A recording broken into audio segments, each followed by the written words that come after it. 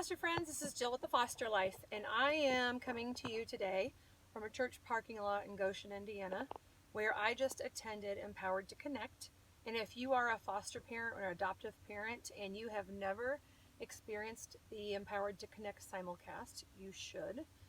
You could also attend the actual Empowered to Connect too, but most people across the country have locations fairly close to them so that they could see this broadcast.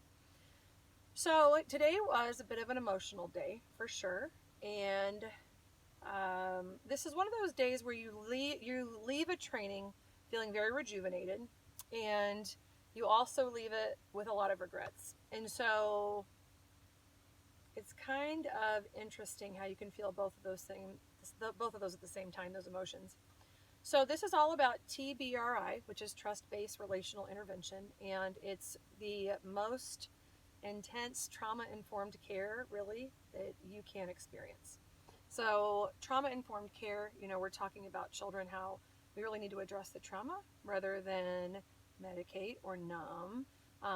Nothing against medication, but really to help children deal with their trauma. And we, as parents, part of our purpose is to help them heal. And so that's what we learned today. And we're coming back tomorrow. So if you have an opportunity to go ahead and register tonight to attend tomorrow, you should do it. You can get on their website. Just look up Google Empowered to Connect. I think it's showhope.org, and you can find a location close to you. You should go tomorrow because I think tomorrow is going to be an even deeper day.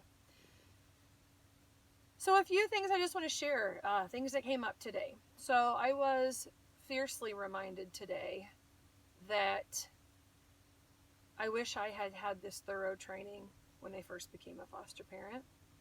I would have made a lot fewer mistakes. I'm getting a little emotional. I would have made a lot fewer mistakes. And I could go back. There are things I wish I could go back, regrets that I have, that I wish I could go back and fix it or have a do-over myself and do it differently. So that is a fierce reminder to me today. But you don't know what you don't know until you know what you didn't know. And so that's what I take from this. And with that, there are apologies clearly that I owe, and I have apologized for these things in the past because I'm a human being and I make mistakes too. So that is in my face a little bit. Not necessarily guilt, but just wish I would have known. Things I wish I would have known. I'm also reminded, in a strange, bizarre way, of my first year of teaching. I taught in Indianapolis. And my first year of teaching was a show of mess, okay? I thought I knew what I was doing. I thought, I went to this awesome college, and I have had all this training, and I thought I knew exactly what I was doing. And I got into my first year, and boy, man, was I humbled. There was one child in particular that I did not reach that year. And my teaching buddies who are watching this, who were there my first year of teaching, you're going to know exactly who I'm talking about. This is a little guy that would take off running, and he would run, and my pal Michelle would have to chase him down in the field and stop him and bond with him, and she had this connection to him, and I was that one who came in thinking I was going to rule with an iron fist, like he's just going to get it together. That's just what's going to happen, I didn't know anything about trauma really at that point. Didn't know anything at all. I know that if my teacher self that had 12 years of experience would have had that child on year 11 or 12, I would have reached him. I would have. With confidence, I would have reached him. This is powerful stuff, guys. It is really powerful stuff. I'm taken back to my second year of teaching when I had this little girl in my classroom, came in with so much attitude. And I learned a lot that first year of teaching. That is when I started learning more about trauma. And so I took into my second year of teaching at a new school, same district. I took some of that trauma learning with me. I had started to hear about the whole brain child and the connected child. And I'd started to hear these little bits and pieces and attended a couple of trainings where it was infused. And I had this little girl, and I knew from that previous year the mistake I had made was not building a relationship with that little boy in my classroom. Because when you build a really strong relationship with children, they want to do well and they want to please you. And so I took that into this second year of teaching, and there was this little girl, and she was the skinniest little thing, and had these long, skinny little legs, and she came in with so much attitude, but man, this kid is funny. She was the funniest kid, and she could have me cracking up one minute, and the next minute throwing so much attitude at me, and I would be sending her down to a resource teacher, you know, and it took probably about a month for me to say, I really love this kid, and I need to tell this kid that I just love her. I do. She was one of those kids that instantly had my heart, and to this day, Brandy remains one of my favorites, my all-time favorites. Still connected to her, and I still love her. And we built a very deep connection that year, and that's what made all the difference for her.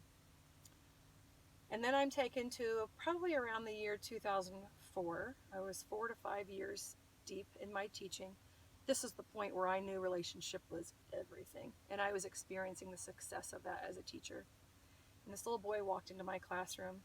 He looked mean as a snake on the first day of school. He had this expression on his face, and he walked in letting those kids know, don't you mess with me. And he didn't have to say a word. He just had the look. And he had these furrowed brows, and my kids, my students that I'm still connected with, and they see this, they're going to know who I'm talking about.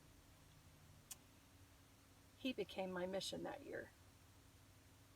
I knew after meeting his family, and I knew by having lunch with him just a couple of times, that this little 10-year-old boy had a lot of pain in his life. He was running the streets. He was actively being recruited by gang members in 4th grade. He came from a really rough life, and I knew that I had to reach this little boy. My heart went out to him. This was before my husband. I hadn't met my husband yet. I wasn't married, didn't have kids. And I started taking that little boy with me on Friday and Saturday nights to keep him off the streets. And I asked his mom if I could just keep him with me. And this was before, you know, it got too weird for teachers to actually have a relationship with their students. You know, people are super freaky about that now. Relationship is everything.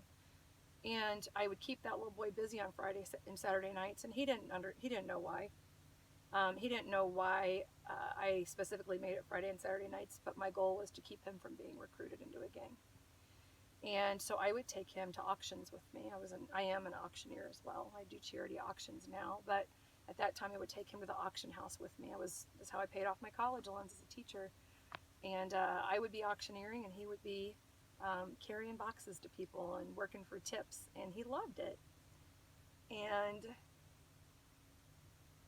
he was my son before I ever had kids. And he's still my guy, you know. I love him so much, and I am so proud of the man that he's become. He still calls me from time to time, and he still comes and, you know, will chat with me every now and then, and he's married, and they are in the military in Germany, and he has a baby and a wife, and I'm so proud of him. So it's all about relationship, guys. It's all about relationship. And today I could not get my kids, and I say my kids, I mean my foster children, I mean my students that I was very, very close with. I could not get them out of my head today. So that's where I am. You need to go to this training. It's great. You're going to laugh and cry and ugly cry. There were a couple of times we had a little bit of an ugly cry going on, but go to Empowered to Connect tomorrow. Watch this tonight. Tonight is Friday. Tomorrow is Saturday. You need to go to Empowered to Connect. Look it up in your area. It's wonderful. It's the best training you can receive as a foster or adoptive parent. Carry on. If you attended an Empowered to Connect, please comment and tell us about it. Comment in the comment section. I'd love to hear about it. Carry on, my friends.